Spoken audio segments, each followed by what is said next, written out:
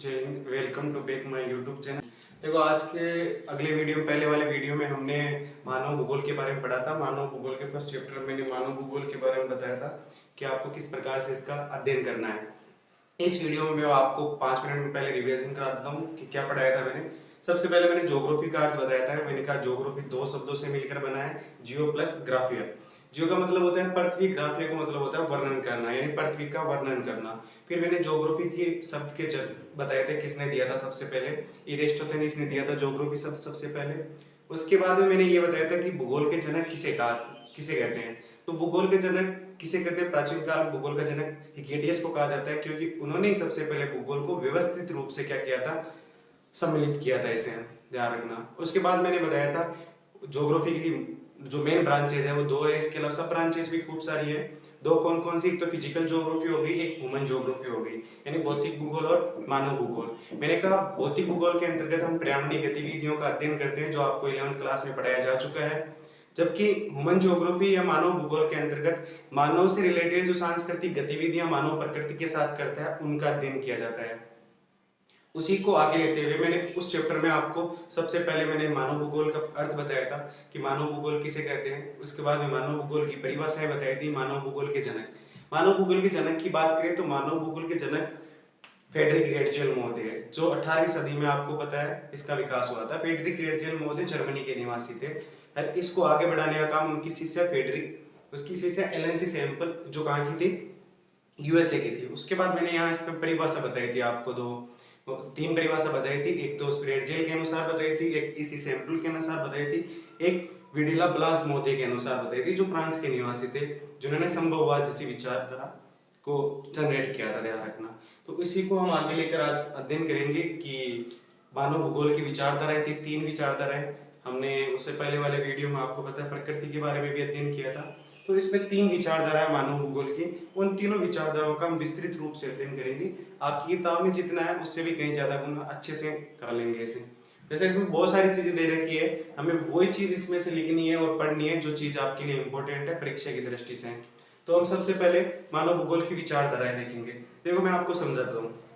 मानव भूगोल में तीन विचारधाराएं थी। कौन कौन सी थी? सबसे पहले निश्चयवाद थी, उसके बाद में कौन सी आई थी, संभववाद आई थी, संभववाद के बाद में कौन सी आई थी, नवनिश्चयवाद आई थी, जिसको रुको और जाओ भी कहा जाता है। अब देखो, हम बात करते हैं इसके बारे में। इस विचारधारा के अंतर्गत ये तीन विचारधारा है, तीनों विचारधारा मानव भूगोल की अलग अलग दृष्टिकोण बताती है। जैसे हम सबसे पहले बात करते हैं किसकी, निश्चयवाद की। निश्चयवाद में किसको सर्वोच्च माना जाता है? याद रखना, हम तीन बिंदु के माध्यम से देखेंगे ये, उसके बाद में हम डिटेल से इसका अध्ययन करेंगे। सबसे पहले आपको ये जानना जरूरी है। सबसे पहले निश्चयवाद, जिसको क्या कहा जाता है, मानव का प्रकृतिकरण कहा जाता है, जिसको नियतिवाद भी कहा जाता है, जिसके जनक फ्रेडरिक एर्जल महोदय। इस विचारधारा के अंतर्गत हम देखेंगे कि इसमें प्रकृति सब कुछ होती है, मानव उसके अनुसार अपना जीवन यापन करता है, यानी प्रकृति राजा होती है और इसके अलावा मानव के इसमें गुलाम होता है। तो ये विचारधारा होगी। एक विचारधारा है संभववाद। संभववाद नियतिवाद का जस्ट विपरीत है, आपको याद रखना, अपोजिट है। अपोजिट याद रखना, इसमें क्या है, इसमें प्रकृति सब कुछ थी नियतिवाद में, जबकि संभववाद के अंतर्गत आपको याद रखना है इसके अंतर्गत कौन सब कुछ है, मानव सब कुछ है, प्रकृति मानव की क्या होती है, इसमें गुलाम होती है। जबकि नवनिश्चयवाद या रुको और जाओ जो विचारधारा है, जिसने ग्रिफिथ टेलर साहब ने दी थी, इस विचारधारा के अंतर्गत आपको याद रखना है इसमें ना तो प्रकृति सब कुछ है, नहीं मानव सब कुछ है, दोनों आपसी संबंधों से मिलकर चलता है। तो याद रखना, निश्चयवाद और संभववाद के बीच की कड़ी भी कौन सी है, नवनिश्चयवाद है। तो देखो, हम स्टार्ट करते हैं। सबसे पहले मानव का प्रकृतिकरण या नियतिवाद या नवनिश्चयवाद, तीनों एक ही नाम है, तीनों नाम से ही जाना जाता है। सबसे पहले देखो, मानव का प्रकृतिकरण। आरंभिक अवस्था में मानव प्रकृति से अधिक प्रभावित था, यानी शुरुआत की बात करें, जब मानव विकास की प्रारंभिक अवस्था थी, उस समय मानव पूर्ण रूप से प्रकृति पर निर्भर था। कारण क्या था? क्योंकि उसके पास किसकी कमी थी? इस समय उसके पास किसकी कमी थी? तकनीक एंड टेक्नोलॉजी या प्रौद्योगिकी की उसके पास बहुत ज्यादा क्या थी? कमी थी, का विकास नहीं हुआ था। इसी समय मानव के सामाजिक विकास की अवस्था भी निम्न थी। सामाजिक विकास की अवस्था निम्न कैसे थी? लोग आपस में मिलजुल के नहीं रहते थे, बहुत कबीलाई क्षेत्र होता था, आपस में लड़ते मारते पीटते, इस प्रकार की स्थिति थी, यानी उनमें सामाजिक और सांस्कृतिक जीवन यापन नहीं आया पाता, आपसी प्रेम और सोच का भाव ना वो पैदा नहीं हुआ था। तो बहुत ही निम्न अवस्था थी, इस समझ ध्यान रखना है ये। उसके हम बात करें मानव प्रकृति के अनुसार, मानव प्रकृति के अनुसार अपना जीवन यापन करता था और प्रकृति राजा और मानव प्रकृति का क्या होता था, गुलाम होता था। कहने का तात्पर्य क्या है कि मानव वरना सब कुछ प्रकृति के अनुसार, क्योंकि मानव प्रकृति से डरता था। जलजले आना, ज्वालामुखी आना, बाढ़ आने, तूफान आना, इन सब से मानव क्या करता था, डरता था। जिस प्रकार से प्रकृति रखना चाहती है मानव उसी प्रकार से रह गया, जिसके कारण मानव प्रकृति के अनुसार ढलना प्रारंभ कर दिया था। कारण क्या था, डर रखने लग गया था, जैसे प्रकृति सोचती उसी प्रकार से, यानी सब कुछ भगवान मानते थे प्रकृति को। ये प्रारंभिक अवस्था की बात है, इस समय तकनीक का ज्ञान नहीं होने की वजह से ऐसा सब कुछ चल रहा था। आगे देखो पर्यावरणीय निश्चयवाद, ये याद रखना, ये विचारधारा आपको पूछी जा सकती है। इसका तात्पर्य क्या होता है, देखो आदि मानव का मतलब होता है प्रारंभिक मानव की बात कर रहे हैं। आदि मानव समाज और प्रकृति की इच्छा शक्ति, समाज और प्रकृति की इच्छा शक्ति के बीच होने वाली अन्योन्य क्रिया यानी आपसी क्रिया को पर्यावरणीय निश्चयवाद कहते हैं। देखो वापस देखना, आदि में प्रारंभिक मानवीय समाज, जो समाज था वो प्रकृति की इच्छा शक्ति के बीच होने वाली जो आपसी पर्यावरण क्रिया थी उसी को पर्यावरणीय निश्चयवाद कहते हैं। कहने का तात्पर्य है प्रकृति जिस प्रकार से रहती थी मानव उसी प्रकार से उसके साथ बिहेवियर या व्यवहार करता था और उसी प्रकार से अपना जीवन यापन करता था। देखो इसमें क्या लिखा हुआ है, मानव को प्राकृतिक नियमों का ज्ञान इस अवस्था में क्या था, अल्प था, यानी बिल्कुल ही ज्ञान नहीं था कि कब ज्वालामुखी आएगी, कब भूकंप आएगी, कब बाढ़ आ सकता है, कब सुनामी आ सकती, बहुत सारी ऐसी चीजें जिनका ज्ञान उसके पास में नहीं था, इसी कारण वो उससे डरता था। ये हो गई निश्चयवाद। निश्चयवाद में ये याद रखना, राजा प्रकृति अपने आप में राजा होती थी। अगला है संभववाद। फेब्रे महोदय या वीडियो क्लास महोदय की विचारधारा को देने वाले थे। तो संभववाद इसके बारे में जिसको प्रकृति का मानवीकरण हो गया, यानी पहले मानव का प्रकृतिकरण, मानव प्रकृति के अनुसार जीवन यापन कर रहा था, इस विचारधारा में प्रकृति का मानवीकरण यानी प्रकृति का मानवीकरण कर दिया गया था। इसमें प्रकृति में बहुत कुछ परिवर्तन कर दिया था। वो परिवर्तन कैसे हुआ था ये जानना बहुत जरूरी है। देखो इसमें मानव और प्रकृति के बीच अन्योन्य क्रिया यानी आपसी क्रिया होती है, मानव और प्रकृति के बीच में होगी। इस अंतःक्रिया की वजह से यानी इस अंतःक्रिया के कारण मानव में प्राकृतिक नियमों की समझ बढ़ गई, यानी मानव और प्रकृति के बीच में क्रिया होने लगी, आपसी क्रिया। उस क्रिया के कारण ही मानव और प्रकृति, ध्यान रखना, अंतःक्रिया के कारण मानव में प्राकृतिक नियमों की समझ, यानी वो समझने लग गया है कि प्रकृति के साथ किस प्रकार से बिहेव करना है। तो मानवीय तकनीक का विकास करेगा, तो मानव तकनीक का विकास करेगा और इस तकनीक के द्वारा प्रकृति में परिवर्तन करेगा और इन्हीं परिवर्तनों से मानव प्रकृति को नियंत्रित करेगा एवं सांस्कृतिक इस्लाकृतियों का निर्माण करेगा। कैसे, समझना। क्या कह रहे हैं कि मानव ने आपसी समझ की वजह से उसने तकनीकी ज्ञान बढ़ा लिया। जैसे आप देखो वर्तमान में, प्रारंभ की बात कर रहा हूं मैं, मानव का प्रकृतिकरण में, मानव के प्रकृतिकरण में आवश्यकता की स्थिति थी। देखो मैं यहां बता रहा हूं,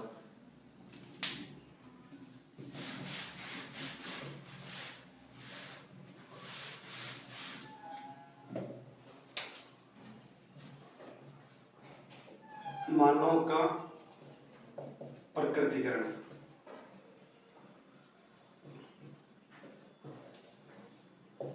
इसमें आवश्यकता की स्थिति थी। कैसे, संभववाद इसमें मानव का प्रकृतिकरण में आवश्यकता की स्थिति कैसी थी कि मानव अपने जीवन यापन के लिए पूर्ण रूप से किस पर निर्भर था, प्रकृति पर निर्भर था। आदिम अवस्था में मानव अपने जीवन यापन के लिए पूर्ण रूप से किस पर निर्भर था, प्रकृति पर निर्भर था। यह आवश्यकता की स्थिति थी। इसीलिए वो क्या, मानव को जिस चीज की नीड होती थी, जरूरत होती थी, वो उसी के अनुसार ढल जाता था प्रकृति के साथ। जबकि प्रकृति का मानवीकरण वो संभववाद में ऐसा कुछ नहीं था। यहां जो स्थिति थी वो स्वतंत्रता की थी। किसकी स्थिति थी, स्वतंत्रता की स्थिति थी, ध्यान रखना। मैं आगे बताऊंगा आपको ये क्या था। देखो अब देखना, इसमें वापस देखना, इसमें मानव और प्रकृति के बीच अन्योन्य क्रिया होगी।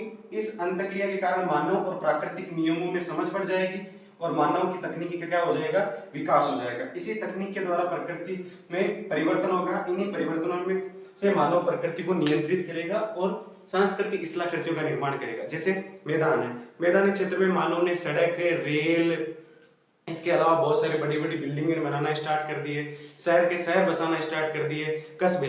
ये सांस्कृतिक भूदृश्य है, यानी संस्कृति का विकास कर दिया। किस पर? पृथ्वी पर। किसने? तकनीकी ज्ञान की वजह से। अब बिल्डिंगें बनाना, सड़क बनाना, बहुत सारी तकनीकी ज्ञान की वजह से ये सब कुछ हो गई है।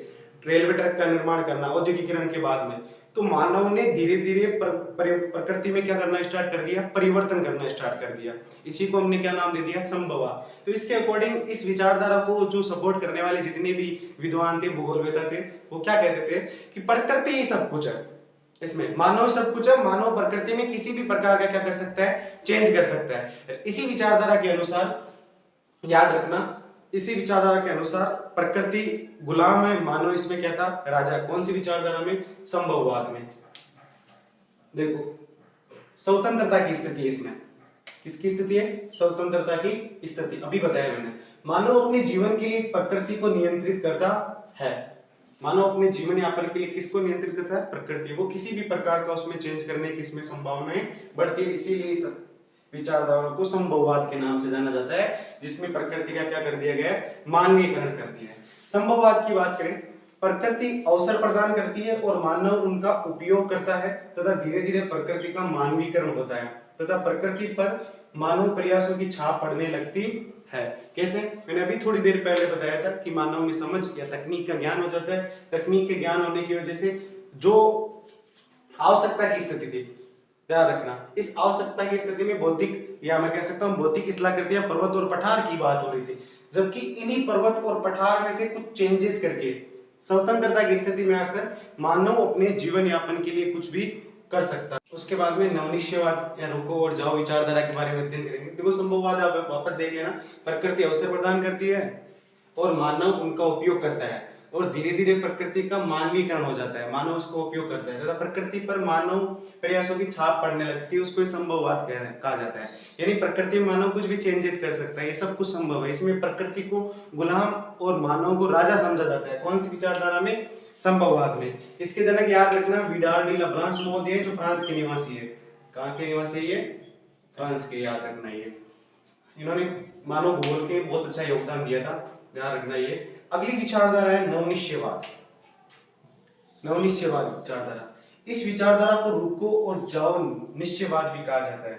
देखो एक प्रश्न पूछा गया था 2017-18 में कि कौन प्रश्न क्या था कि निश्चयवाद और संभववाद के बीच की कड़ी कौन सी है? तो कौन सी? ध्यान रखना, नवनिश्चयवाद है। निश्चयवाद और संभववाद के बीच की कड़ी नवनिश्चयवाद या रुको और जाओ विचारधारा है, ध्यान रखना। ये विचारधारा देने वाले ग्रिफिथ टेलर साहब थे, ध्यान रखना। देखो इसके अंतर्गत क्या है, यहां न तो ये नितांत, देखो न तो ये नितांत आवश्यकता की स्थिति है, यानी ये किसकी बात कर रहा है? ये निश्चयवाद की बात कर रहा है, निश्चयवाद की। यानी कहना क्या चाहती है विचारधारा? यहां न तो नितांत आवश्यकता की स्थिति है, यानी नितांत किसी भी प्रकार की आवश्यकता की स्थिति का मतलब मैंने आपको बताया था, ये रहे। देखो आवश्यकता की स्थिति जिसमें मानव का प्रकृतिकरण, या मैंने किसके बारे में बातचीत की? निश्चयवाद के बारे में बातचीत की थी। किसके बारे में? मानव का प्रकृतिकरण, आवश्यकता की स्थिति, यानी ये बात किसके बारे में है? निश्चयवाद के बारे में बात है। यानी इसमें सब कुछ किसकी है? प्रकृति। तो ये क्या कह रहे हैं? यहां न तो सब कुछ प्रकृति है और न ही नितांत स्वतंत्रता की स्थिति है। स्वतंत्रता की स्थिति का मतलब ये किसकी बात कर रहा है? संभववाद की। यानी ये किसकी बात कर रहा है? सर्वोपरि कौन है यहाँ पर? मानव। तो याद रखना, यहां न तो नितांत आवश्यकता की स्थिति है, यानी यहाँ न तो संभववाद है और न ही यहाँ पर, यहाँ न तो निश्चयवाद है और न ही यहाँ पर कौन है? संभववाद की स्थिति है। कौन सी विचारधारा? नवनिश्चयवाद। यानी ना तो इसमें मानव को सर्वोच्च माना गया, ना ही इसमें किसको? प्रकृति को सर्वोच्च माना गया था। क्या कहना चाहता है? हम प्रकृति के नियमों की पालना करके इस पर विजय प्राप्त कर सकते हैं। यानी हम प्रकृति की, जिस प्रकार से प्रकृति हमारे साथ व्यवहार करती है, हम उसी नियमों को जानकर हम प्रकृति में चेंजेस कर सकते हैं, जिसकी वजह से ना तो प्रकृति का नुकसान नहीं हो और मानव का भी क्या हो जाए? उसमें विकास हो जाए। ऐसी विचारधारा के बाद में ये सी विचारधारा नवनिश्चयवाद कहलाती है। देखो ये विचारधारा पर्यावरण को बिना नुकसान किए संभावनाओं को जन्म देने पर जोर करती है। जैसे मैंने आपको बताया था सतत पोषणीय विकास, सस्टेनेबल डेवलपमेंट के बारे में मैंने आपको बताया था, जिसमें मानव प्रकृति को बिना नुकसान पहुंचाए भविष्य में आने वाली पीढ़ियों को ध्यान में रख के अपना विकास करे। सेम टू सेम ये उसी के आधार पर कह सकते हैं हम, कौन सी, नवनिश्चयवाद। इसके देखो देखो उदाहरण दे रखा है, औद्योगिकरण करते हुए, या मैं कह सकता हूं उद्योगों का विकास कर रहे हैं, जैसे मान लेना तो जंगलों को नष्ट होने से बचाना होगा। ये इसका मुख्य बिंदु है, याद रखना अपने आप में नवनिश्चयवादी विचारधारा। इसके जनक याद रखना ग्रिफिथ टेलर साहब है। देखो मैं इन तीनों विचारधाराओं के बारे में आपको मैं डिटेल से बता देता हूं। पहले कौन कौन सी विचारधारा है, सबसे पहले हम बात करते हैं किसका, निश्चयवाद और संभववाद। निश्चयवाद और संभववाद, जिसका निश्चयवाद यानी मानव का प्रकृतिकरण और संभववाद का मतलब होता है प्रकृति का मानवीकरण। इन दोनों के बारे में बताता हूं। देखो इनमें मानव समाज, निश्चयवाद के अंतर्गत मानव समाज आदिम स्थिति में था। निश्चयवाद में मानव समाज आदिम स्थिति में था, जबकि संभववाद में मानव समाज कौन सी, आधुनिक स्थिति में था। याद रखना निश्चयवाद के अंतर्गत हम बात करें या नियतिवाद के अंतर्गत या मानव का प्रकृतिकरण के बारे में बातचीत करें तो इसमें भौतिक स्थलाकृतियां पर्वत, पठार और मैदान है। भौतिक स्थलाकृतियां पर्वत, पठार और मैदान है, जबकि संभववाद में सांस्कृतिक स्थलाकृतियां हैं। सांस्कृतिक स्थलाकृतियां शहर हो गए, कस्बे हो गए, घर हो गए, इसके अलावा खेत खलिहान, उनकी बातचीत कर रहे थे। ध्यान रखना निश्चयवाद के अंतर्गत, आप याद रखना निश्चयवाद के अंतर्गत तकनीकी का ज्ञान बिल्कुल भी नहीं था, अल्प ज्ञान था, जबकि संभववाद के अंतर्गत तकनीकी का विकास करने के बाद ही मानव ने विकास किया है, तभी सब कुछ संभव हो पाया। इसके अलावा प्राकृतिक विचारों, याद रखना प्राकृतिक नियमों की समझ कम थी। किसमें, याद रखना निश्चयवाद में प्राकृतिक नियमों की जो समझ क्या थी, कम थी, इसीलिए प्रकृति से डरते थे। जबकि संभववाद के अंतर्गत प्राकृतिक नियमों की स्थिति भली भांति आप प्राकृतिक नियमों को जानते थे, जानने के कारण इसमें बहुत सारे तकनीकी के माध्यम से चेंजेस किए थे। इसके अलावा इसमें तकनीकी का विकास, निश्चयवाद में तकनीकी का विकास कम हुआ था, जबकि संभववाद में तकनीकी विकास क्या हुआ था, ज्यादा हुआ था। इसमें आवश्यकता की स्थिति थी निश्चयवाद के अंतर्गत, संभववाद के अंतर्गत किसकी स्थिति थी, स्वतंत्रता की स्थिति थी। या आपको दोनों में डिफरेंट कंपैरिजन या तुलना आपको याद रखनी है। वापस में बता देता हूं, किसमें, उसमें तकनीक का ज्ञान अल्प था निश्चयवाद में, इसमें तकनीक का ज्ञान अधिक था। उनको प्रकृति की समझ कम थी निश्चयवाद के अंतर्गत, संभववाद में प्रकृति की समझ ज्यादा थी। इसमें निश्चयवाद में भौतिक आकृतियां, भूस्थलाकृतियां थी, पर्वत, पठार और मैदान, जबकि उसमें सांस्कृतिक स्थलाकृतियां थी, शहर, कस्बे, मैदान, शहर, कस्बे वगैरह वगैरह। इसके अंतर्गत वो आदिम समाज था, जबकि ये आधुनिक समाज था। वो प्रकृति से डरते थे ज्यादा, ये प्रकृति में परिवर्तन करने पे विश्वास करते थे। इसके अलावा निश्चयवाद के जनक आपको पता है फ्रेडरिक रेटजेल मोदी थे। इनकी सपोर्ट करने वाली उनकी शिक्षक कौन थी, एलन सैम्पल, जिन्होंने बहुत अच्छी परिभाषा दी थी, जो अमेरिका की थी। इसके अलावा संभववाद के जनक कौन है, विडिला ब्लास महोदय, जो कहाँ के, फ्रांस के निवासी है। बात करें नवनिश्चयवाद की, जो ना तो संभववाद को नहीं निश्चयवाद, दोनों के बीच की कड़ी कौन सी है, नवनिश्चयवाद कहलाती है, जिसका दूसरा नाम रुको और जाओ है। तो इस विचारधारा के प्रतिपादक ग्रिफिथ टेलर साहब है। ग्रिफिथ टेलर साहब ने इसको कहा था कि न तो प्रकृति गुलाम है, न ही मानव गुलाम है। दोनों को आपसी संबंध या आपसी समझ या तकनीक के माध्यम से उसमें क्या कर सकते हैं, प्रकृति को बिना नुकसान पहुंचाए मानव अपना क्या कर सकता है, इसमें विकास कर सकता है। इस प्रकार से ये तीन आपकी विचारधारा यहाँ पर कंप्लीट होती है। उसके बाद में कुछ विचारधाराएं और है, और इसके अलावा प्रकृति, उसके क्षेत्र और उपक्षेत्र पढ़ने हैं। ठीक है, जय हिंद।